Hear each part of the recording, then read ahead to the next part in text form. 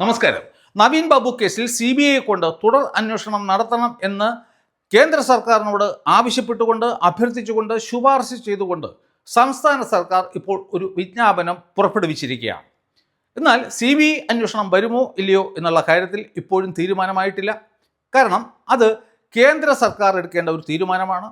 സ്വാഭാവികമായിട്ടും ഇക്കാര്യത്തിൽ കേന്ദ്ര സർക്കാർ ഒരു അനുകൂല നിലപാടായിരിക്കും എടുക്കുക എന്നാണ് ഞാൻ കരുതുന്നത്. അപ്പോൾ ഈ CBI വന്നു കഴിഞ്ഞാൽ CBIക്ക് ഒരിക്കലും തന്നെ ഒരു പുനർ അന്വേഷണം നടത്താൻ ഈ കേസിൽ സാധിക്കില്ല. അതായത് ആരംഭം മുതൽ ഒരു പുതിയ അന്വേഷണം നടത്താൻ ഈ CBIക്ക് സാധിക്കില്ല. CBIക്ക് തുടർ അന്വേഷണം മാത്രമേ നടത്താൻ സാധിക്കൂ. അപ്പോൾ ഈ CBI വരുന്നതോടുകൂടി ടെക്നിക്കലി എന്തൊക്കെ കാര്യങ്ങളായിരിക്കും നടക്കാൻ പോവുക എന്നാണ് ഞാനിവിടെ നിങ്ങളോട് പറയാൻ പോകുന്നത്. കാരണം കേരളത്തിലെ എല്ലാ മലയാളികളും ഈ നവീൻ ബാബുവിൻ്റെ കുടുംബത്തിന് നീതി ലഭ്യമാകണം എന്ന് ആഗ്രഹിക്കുന്ന എല്ലാ മലയാളികളും ഇപ്പോൾ വളരെ ആകാംക്ഷാപൂർവ്വം കാത്തിരിക്കുകയാണ്. CBI വരുമോ? വന്നാൽ ഇതൊരു കൊലപാതകമായിരുന്നോ അതോ ആത്മഹത്യയായിരുന്നോ എന്നൊക്കെ കണ്ടുപിടിക്കുമോ? ആരൊക്കെയായിരിക്കും പുതിയ പ്രതികൾ? അവരെയൊക്കെ ഈ നീതിയുടെ മുന്നിൽ, നിയമത്തിൻ്റെ മുന്നിൽ കൊണ്ടുവരുമോ? അവർക്കൊക്കെ ശിക്ഷ വാങ്ങിച്ചു കൊടുക്കാൻ CBI കൊണ്ട് സാധിക്കുമോ? ഇത്തരത്തിലുള്ള ചിന്തകളാണ് ഇപ്പോൾ ഓരോ മലയാളിയുടെ മനസ്സിലൂടെയും കടന്നു പോകുന്നത്. അപ്പോൾ ഒരു ക്രിമിനൽ കേസ് സെഷൻസ് കോടതിയുടെ മുന്നിൽ വിചാരണ നടന്നുകൊണ്ടിരിക്കുകയും അതേ അവസരത്തിൽ അതേ കേസ് CBI അന്വേഷണം, തുടർ അന്വേഷണം നടത്തുകയും ചെയ്തു കഴിഞ്ഞാൽ നിയമപരമായി എന്തൊക്കെ കാര്യങ്ങളായിരിക്കും സംഭവിക്കുക?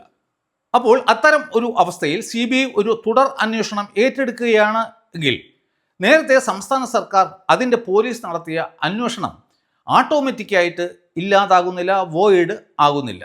CBIക്ക് നേരത്തെ ഉണ്ടായിരുന്ന CRPC സെക്ഷൻ 173/8 പ്രകാരം ഒരു റെഗുലർ കേസ് രജിസ്റ്റർ ചെയ്യാൻ സാധിക്കും.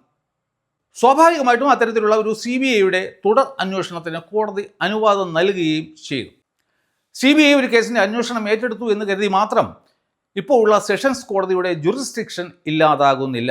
കോടതിക്ക് വേണമെങ്കിൽ ഈ ട്രയലുമായിട്ട് മുന്നോട്ട് പോകാം. അല്ലെന്നുണ്ടെങ്കിൽ CBIയുടെ അന്വേഷണം പ്രോസിക്യൂഷൻ കേസിനെ സാരമായി ബാധിക്കുന്ന ഒന്നാണെന്ന് കോടതിക്ക് ബോധ്യം വരികയാണ് എന്നുണ്ടെങ്കിൽ അതുവരെ ഈ സാക്ഷികളെയും മറ്റും വിസ്തരിക്കുന്നത് ഒഴിവാക്കാം. തുടർ അന്വേഷണത്തിന് ശേഷം CBIക്ക് ഫൈനൽ സപ്ലിമെൻ്ററി റിപ്പോർട്ട് അല്ലെങ്കിൽ ചാർജ് ഷീറ്റ് ഇതേ കോടതിയുടെ മുന്നിൽ തന്നെ ഫയൽ ചെയ്യാം. അതിൽ വേണമെങ്കിൽ CBIക്ക് പഴയ സംസ്ഥാന സർക്കാരിൻ്റെ അന്വേഷണത്തെ ശരിവയ്ക്കാം, അല്ലെങ്കിൽ അത് വേണമെങ്കിൽ തെറ്റാണെന്നും പറയാം. നേരത്തെ ഉണ്ടായിരുന്ന ചില പ്രതികളെ വേണമെങ്കിൽ പ്രതിപ്പട്ടികയിൽ നിന്നും ഒഴിവാക്കാം. ഈ കേസിൽ ആകെപ്പാടെ ഒരു പ്രതിയേ ഉള്ളൂ. അല്ലെങ്കിൽ അവർക്ക് വേണമെങ്കിൽ കൂടുതൽ പ്രതികളെ അതിൽ ആഡ് ചെയ്യാനും സാധിക്കും. അതുപോലെ തന്നെ നേരത്തെ ഉണ്ടായിരുന്ന ഈ കുറ്റകൃത്യങ്ങളുടെ സെക്ഷൻസ് ഉണ്ടല്ലോ, അത് വേണമെങ്കിൽ CBIക്ക് കൂട്ടാനും കുറയ്ക്കാനും സാധിക്കും. നേരത്തെയുള്ള സംസ്ഥാന പോലീസിൻ്റെ FIR, ചാർജ് ഷീറ്റ് എന്നിവ ഹൈക്കോടതി കോഴ്സ് ചെയ്യാത്തിടത്തോളം കാലം തന്നെ അത് ഒക്കെ തന്നെ അതുപോലെ നിലനിൽക്കും. എന്നാൽ അവർ കണ്ടെത്തിയ തെളിവുകൾ കോടതി രേഖകളായിട്ട് തുടരുകയും ചെയ്യും. CBIക്ക് ഈ പഴയ പോലീസ് അന്വേഷണത്തിൽ എന്തെങ്കിലുമൊക്കെ വേണമെങ്കിൽ കൂട്ടിച്ചേർക്കാം. അതുപോലെ തന്നെ അതിൽ എന്തെങ്കിലും തെറ്റുകൾ ഉണ്ടെങ്കിൽ അതൊക്കെ തന്നെ പരിഹരിക്കാനും ഈ CBIക്ക് സാധിക്കും.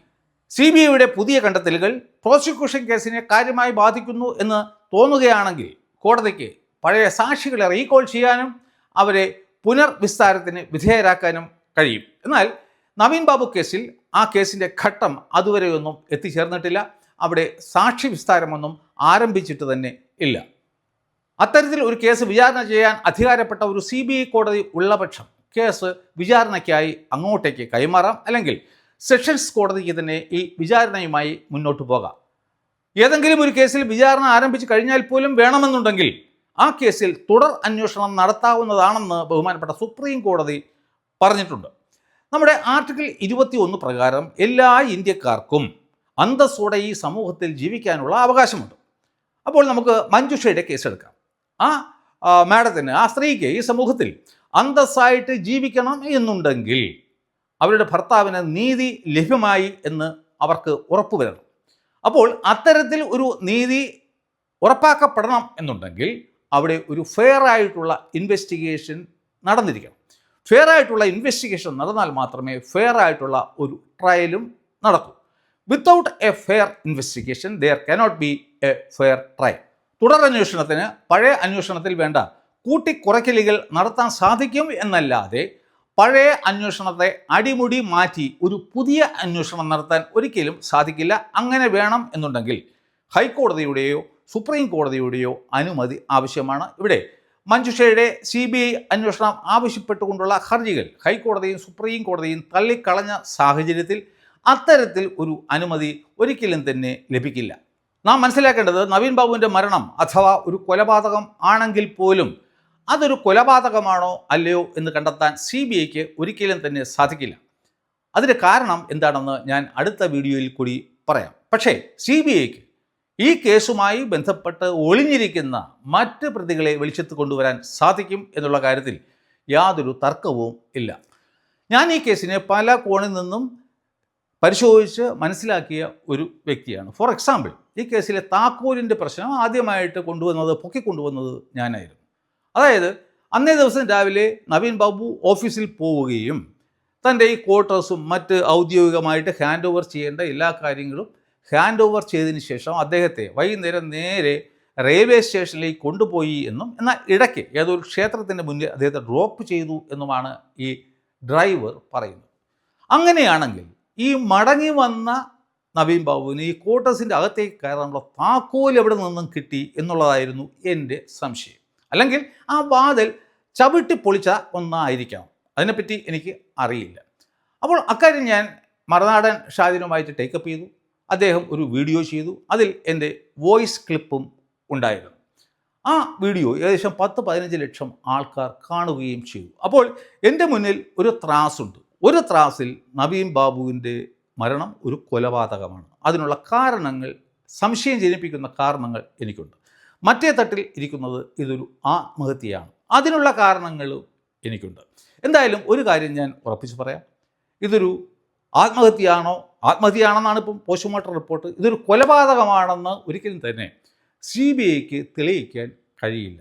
അത് എന്തൊക്കെയാണെന്നും അടുത്ത വീഡിയോയിൽ നമുക്ക് കാണുമ്പോൾ സംസാരിക്കാം. അപ്പോൾ ഈ വീഡിയോ നിങ്ങൾക്ക് ഇഷ്ടപ്പെട്ടുവെങ്കിൽ ദയവായിട്ട് ലൈക്ക് ചെയ്യുക, കമൻറ്റ് ചെയ്യുക, ഷെയർ ചെയ്യുക. അതുപോലെ തന്നെ മറക്കാതെ സബ്സ്ക്രൈബും ചെയ്യുക. അപ്പോൾ അടുത്ത വീഡിയോയിൽ വീണ്ടും കാണുന്നതുവരെ നന്ദി, നമസ്കാരം.